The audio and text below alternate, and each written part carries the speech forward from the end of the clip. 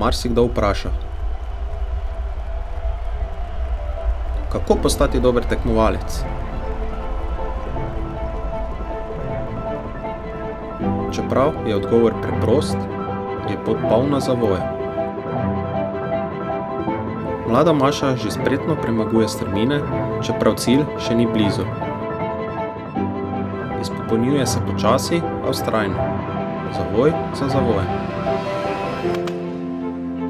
Tako kot ona, je mlad tudi naš klub.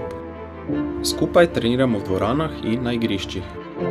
A na koncu se vedno vrnemo domov, na bele strmine Pohorja.